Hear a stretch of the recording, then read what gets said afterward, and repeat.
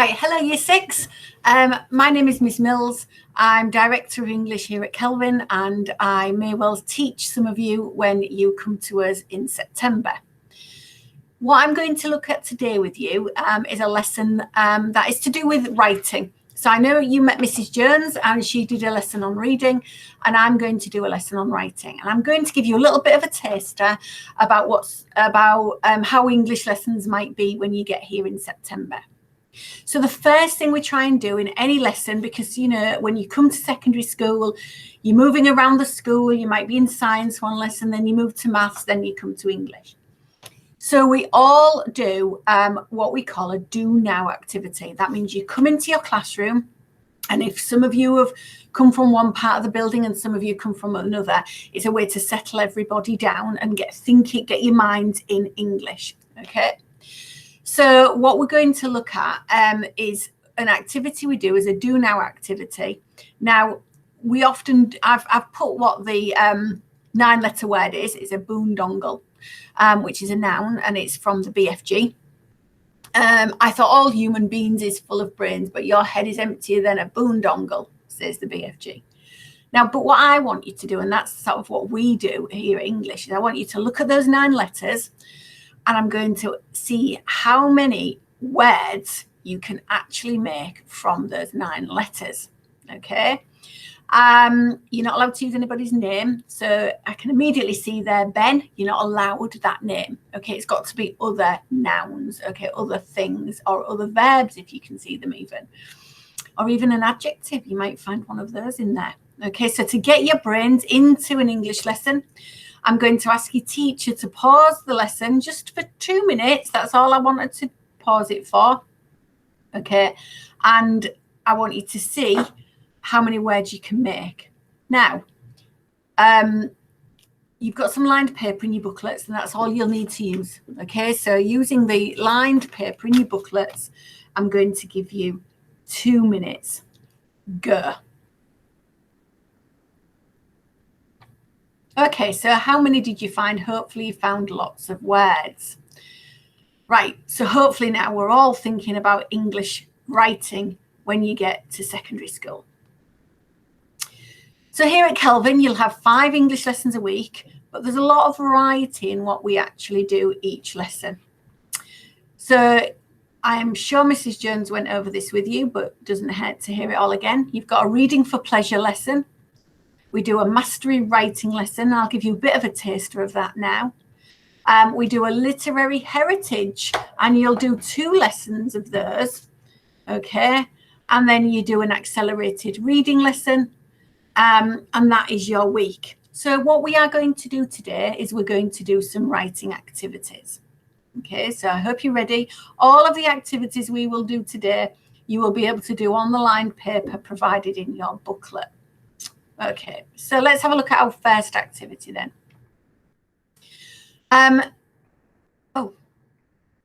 Sorry. So basically today we're going to look at a bit of mastery writing. We're going to be doing some other things, but you will be getting a taste of the mastery writing lesson today. Okay. We're also going to have a go at some vocabulary practice. So we'll do that in this lesson today, because as you all know, a big part of reading and writing successfully is being familiar with lots of words and how they work. So here in our lessons, when we do our reading for pleasure lessons, we focus on words and where they come from. Okay, so this is the first thing we're going to do, is we're going to look at words.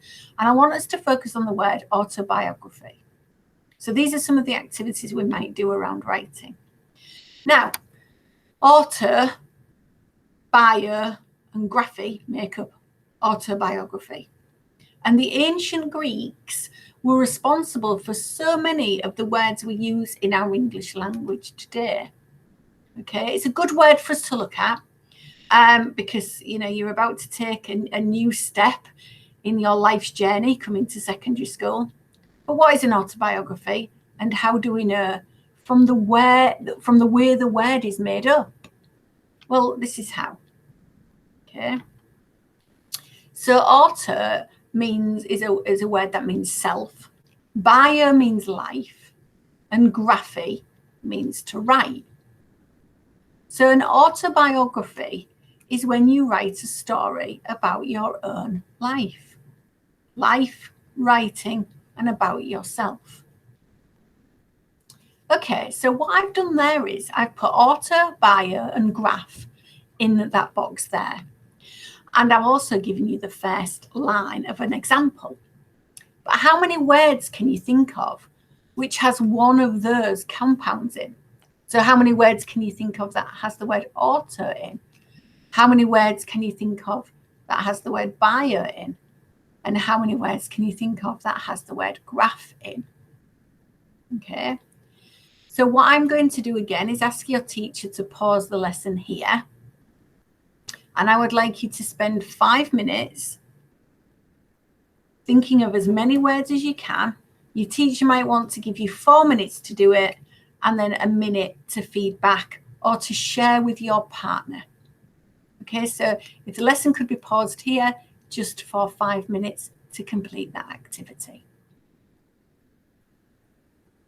Right, I'm sure you got lots of great words, but here are some of the ones that I found.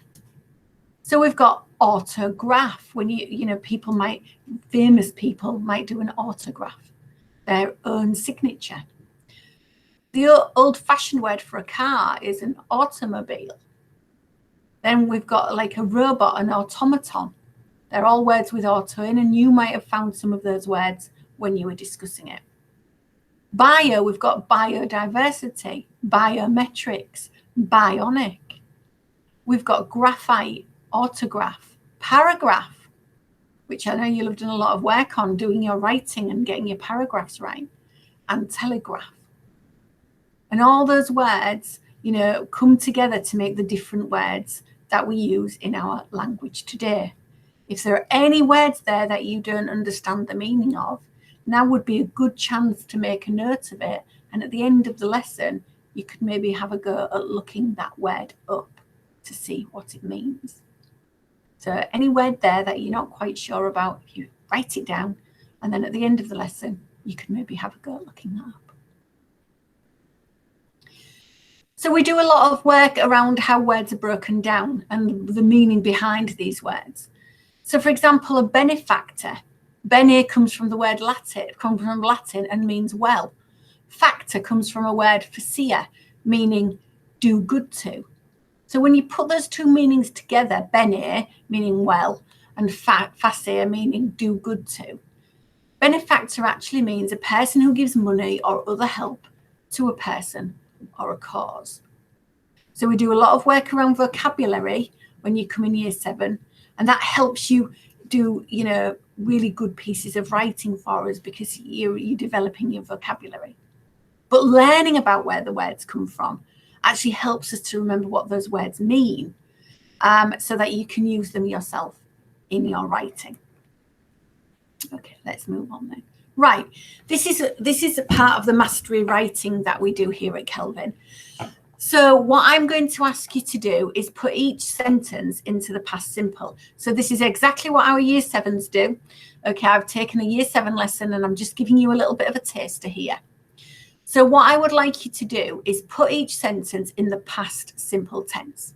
Okay, so I want you to rewrite out this passage, making sure every time you come to a verb, you use the past simple tense. I'll show you the first one so you know exactly what I mean, and then I would like you to do the rest of it yourself. Now, I am only going to give you 5 minutes to do it, so this is a bit of a challenge for you all. I'm going to give you 5 minutes, but what's more important is maybe not getting it all finished, but making sure you get what you've done, making sure you get it right. Now, for those of you who finish in the 5 minutes, you will see there is an extension task at the bottom, and it says write a sentence that starts to begin with and uses the correct punctuation. That's a task. So in a minute, I'm going to ask you to write that out, but I want to show you the first one only, just so you can understand what I'm asking you to do. And this is what we do. We put a task up on the board, and then we do a tick and fix exercise. And that means you can tick and fix your own work. Did you get it right? Tick. If you didn't, you fix it and you do it in a red pen. So you're marking your own work and you can see your own progress. So you've got a piece of writing there. The snow melts in the sunshine. Drops of melted ice pattered on the ground. A puddle forms in front of the house. Gervase and John pounced in the puddle. They get icy water all over themselves. They are covered in muddy water. Their giggles fill the air. So you would look at that, and in a minute you're going to actually write it out, making sure you find all the things that are not in the past tense and change it to the past tense. But I'll show you what I mean.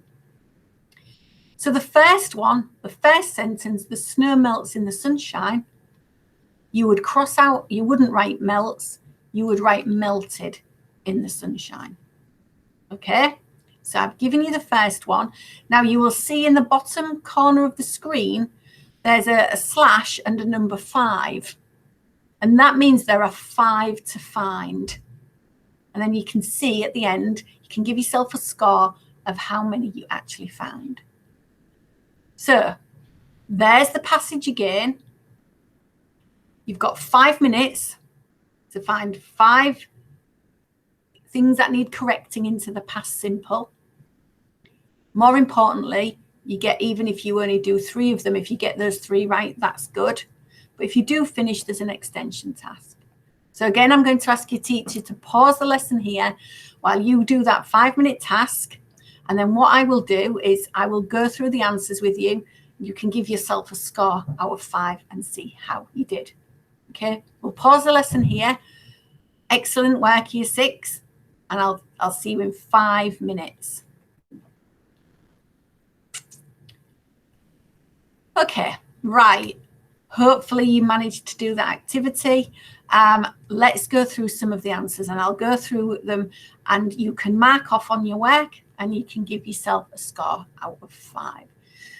This is the kind of lesson we do once a week. I mean, obviously in those lessons, there are a lot more activities, but it gives you an idea of the kind of thing you'll be doing when you get here.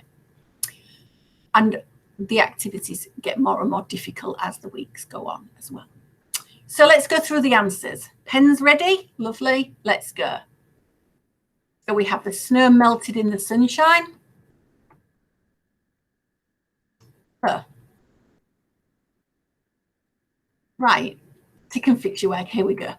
I don't know what happened there. My apologies for the technology. Right, let's go through the work. Now, the snow melted in the sunshine. Drops of melted ice pattered on the ground. A puddle formed in front of the house. Gervase and John pounced in the puddle. They got icy water all over themselves. They were covered in muddy water. Their giggles filled the air.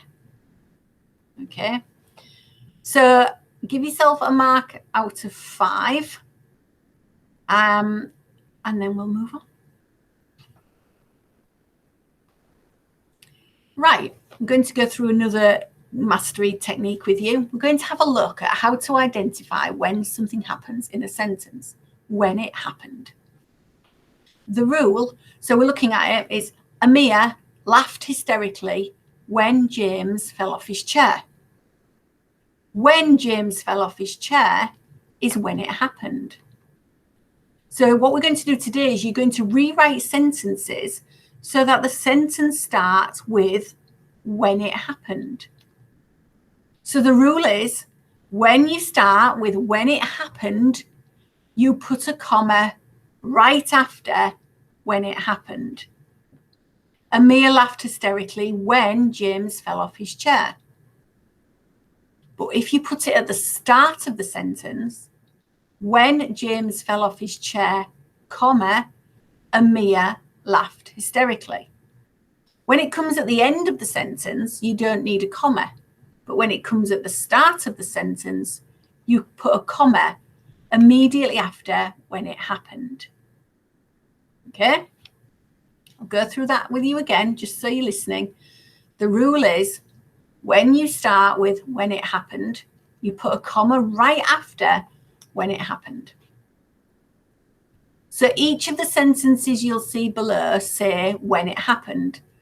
I'll say the sentence and I'll also say when it happened. The telephone rang as she was leaving the office. As she was leaving the office is when it happened. The telephone rang as she was leaving the office. When did the telephone ring? As she was leaving the office. You will be given your pocket money at the end of the month. When it happened is at the end of the month. When will you get your pocket money? At the end of the month. The man and the woman held hands while they walked. While they walked is when it happened. When did they hold hands? While they walked. Nellie blushed when her name was called. When did it happen? When her name was called. What did Nellie do? She blushed. When did she do it? When her name was called. So you can see what I'm doing there, can't you? Okay. This is the tricky bit. So the rule is, when you start with when it happened, you put a comma right after when it happened. Can you rewrite each of the sentences below so that it begins with when it happened, not ends with when it happened? Have a go. An extension task is to write a sentence that starts with at the end of the summer and one that starts with when she opened the door. That's if you get a chance. Okay.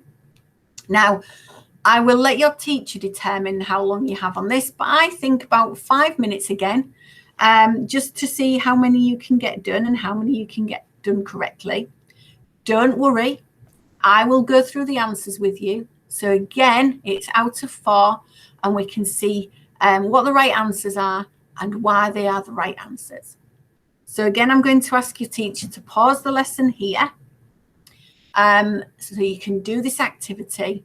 And then when you come back to the lesson, we'll go through the right answers. Okay, Year 6, crack on with your work. Excellent. Right, okay, Year 6, let's see if we've got these right. Again, I will go through the answers on the board with you and you will be able to tick your work. And as you can see, it's out of 4. Are we ready to tick and fix our work? Okay. So the first sentence said, the telephone rang as she was leaving the office. And we know that as she was leaving the office is when it happened. So sentence 1 would be, as she was leaving the office, comma, the telephone rang. Okay, tick your work or fix it if it needs fixing. Sentence 2. At the end of the month, comma, you will be given your pocket money. At the end of the month, comma. And you can see it's at the front of the sentence, so it needs a comma after it. Sentence 3, whilst they walked, comma, the man and the woman held hands. What's number 4? What do we think it is? Okay, when her name was called, Nellie blushed. Okay, so fix your work if any of those sentences you didn't quite get right, but give yourself a tick for every one you did and give yourself a score out of 4. For those of you that got onto the extension task, you might want to show your sentence to your teacher at the end of the lesson. Okay, so we're giving a little bit of a taster about the mastery writing when you get here in September, and you'll do this once a week. Right, okay, very quickly then, I want you to say 1 if you think the right answer is Nicole. I want you to say 2 if you think the right answer is Simon, and say 3 if you think the right answer is Sharon. You've got to look at the sentences, which sentence is punctuated correctly. When, comma, you leave, take a card. When you leave, take, comma, a card. When you leave, comma, take a card. Now, what I want you to do is once you know the answer, I want you to just put your fist in the air for your teacher, okay? Everybody, so have a think. And once you know it, put your fist in the air. And then your teacher's going to say 1, 2, 3. And on 3, I want you to either go 1 if you think it's Nicole, 2 if you think it's Simon, and 3 if you think it's Sharon. Okay, so fist in the air. Okay, 1, 2, 3. What's the answer? Okay, let's have a look at what the answer is and see if we got that right. So everybody who had 3 in the air, you got that right. Well done. So that's giving you just a small taste of what the mastery writing lessons are like. What we also look at is looking at doing our writing and looking at all the, the writers that are out there and how they can help us be even better writers. So that's what we're going to have a go at now. We're going to have a look at that. So when writing creatively, it's useful to consider how other authors approach their writing. So we're just going to look a little bit about using Roald Dahl for a little bit of inspiration. This book would be classified as autobiographical. We've looked at that word, haven't we? Hopefully you've remembered what it means. But Roald Dahl would slightly disagree. It's definitely about his childhood, but he used his creativity to make it as entertaining as possible. So, at the age of 9, Roald Dahl was sent to boarding school for the first time. And he said, "On the first day of my first term, I set out by taxi in the afternoon with my mother to catch the paddle steamer from Cardiff Docks to Weston-super-Mare. Every piece of clothing I wore was brand new and had my name in it. I wore black shoes, grey woolen stockings with blue turnovers, grey flannel shorts, a grey shirt, a red tie, a grey flannel blazer with a blue skull crest on the breast pocket, and a grey skull cap with the same crest just above the peak. Into the taxi that was taking us to the docks went my brand new trunk and my brand new tuck box, and both had R. Dahl painted on them in black. A tuck box is a small pinewood trunk which is very strongly made, and no boy has ever gone as a boarder to any English prep school without one. It is his own secret storehouse, as secret as a lady's handbag, and there is an unwritten law that no boy, no teacher, not even the headmaster himself has the right to pry into the contents of your tuck box. The owner has the key in his pocket, and that is where it stays. St. Peter's, the tuck boxes were ranged shoulder to shoulder all around the 4 walls of the changing room, and your own tuck box stood directly below the peg on which you hung your games clothes. A tuck box, as the name implies, is a box in which to store your tuck. At prep school in those days, a parcel of tuck was sent once a week by anxious mothers to their ravenous little sons, and an average tuck box would probably contain, at almost any time, half a homemade currant cake, a packet of squashed fly biscuits, a couple of oranges, an apple, a banana, a pot of strawberry jam or Marmite, a bar of chocolate, a bag of licorice all sorts, and a tin of Bassett's lemonade powder. An English school in those days was purely a money-making business, owned and operated by the headmaster. It suited him, therefore, to give the boys as little food as possible himself, and to encourage the parents in various cunning ways to feed their offspring by parcel post from home. Now, that sounds quite odd to us, doesn't it? But we're talking about quite a long time ago in school. So, I will come back to that activity if we get time. We can't write about everything today, so we're going to focus on one person from our life stories, and we're going to see how Roald Dahl describes characters from his life.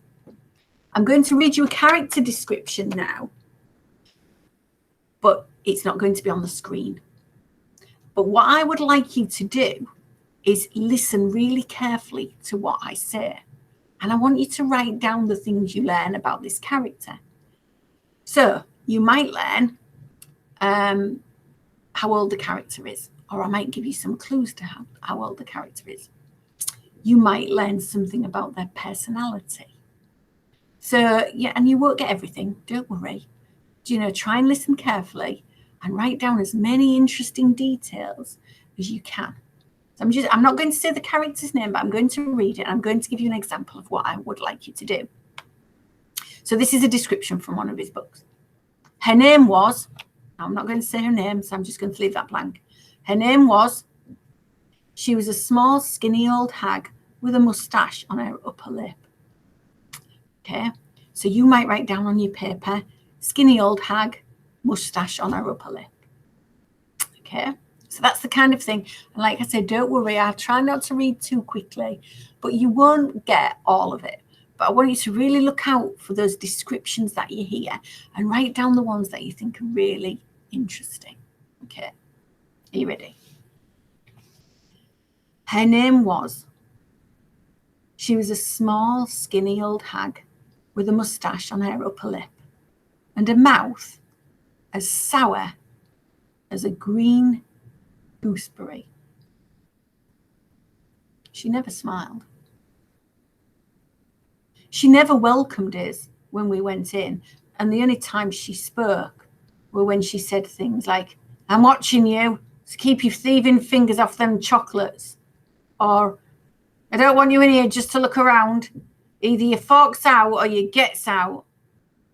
But by far the most loathsome thing about was the filth that clung around her. Her apron was grey and greasy. Her blouse had bits of breakfast all over it, toast crumbs and tea stains and splotches of dried egg yolk. It was her hands, however, that disturbed us the most. They were disgusting. They were black with dirt and grime. They looked as though they had been putting lumps of coal on the fire all day long. And do not forget, please, that it was these very hands that she plunged into the sweet jars when we asked for a pennyworth of treacle toffee or wine gums or nut clusters or whatever. There were precious few health laws in those days, and nobody, least of all, ever thought of using a small shovel for getting out the sweets as they do today. The mere sight of her grimy right hand with its black fingernails digging an ounce of chocolate fudge out of the jars would have caused a starving tramp to go running from the shop. But not us. Sweets were our lifeblood. We would have put up with far worse than that to get them. So we simply stood and watched in sullen silence while this disgusting old woman stared around inside the jars with her foul fingers. Right. What I would like you to do, and I don't think you will have got everything because you'll have been writing really quickly, and that's fine. That's okay. What I'd like you to do is just spend a minute sharing what you did find with the person sitting next to you.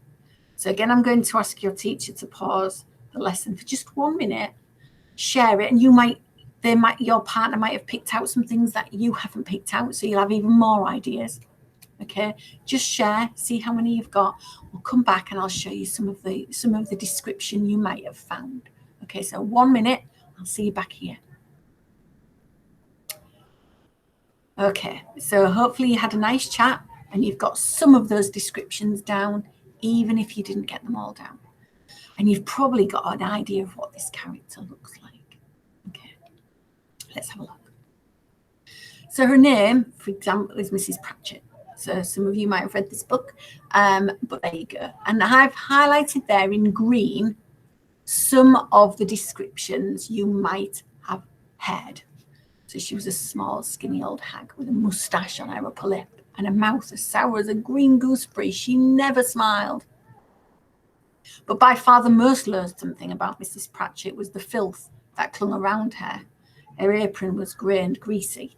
Her blouse had bits of breakfast all over it. Yuck. All those. You might have put some of those down. Her hands were disturbed them and they were disgusting.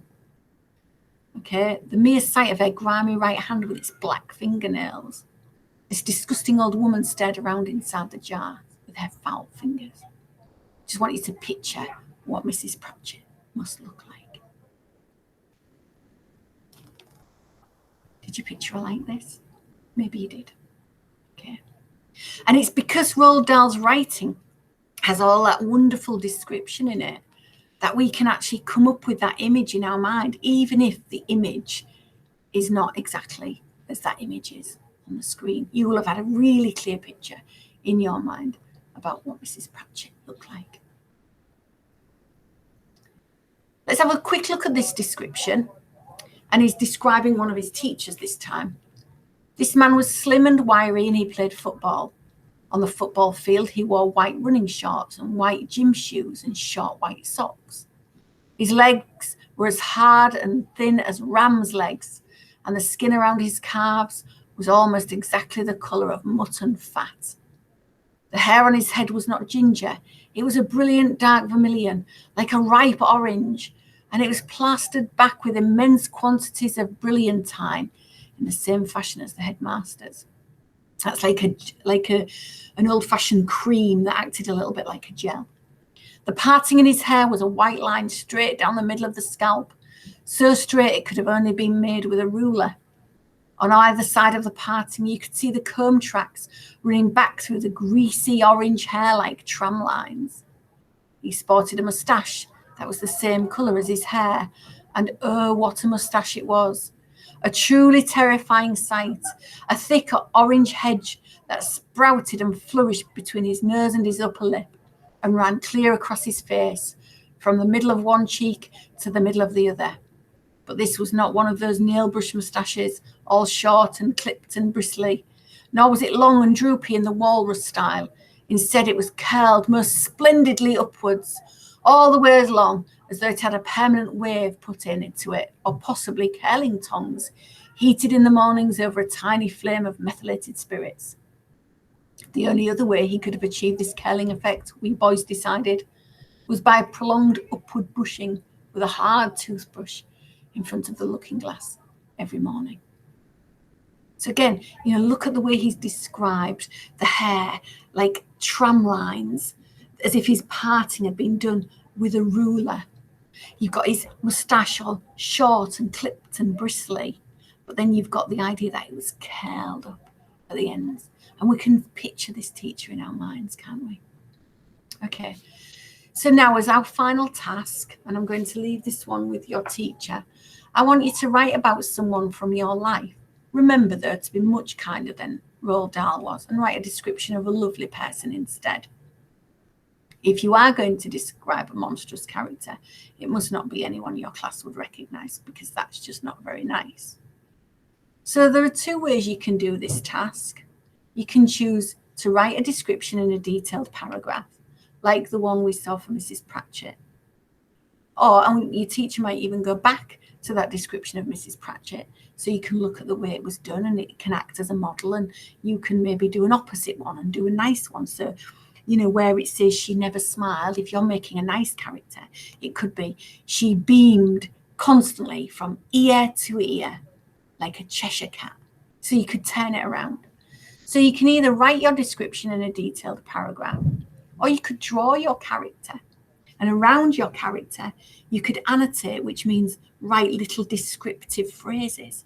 So you could write your character, and then you could put smiled like a Cheshire cat, if you're doing a nice description, etc. Okay, right, so year 6. I will hopefully meet lots of you in September. Okay, and remember, my name is Miss Mills. I hope you've enjoyed today's lesson, and I really do look forward to seeing you all in the new school year. Bye, everyone.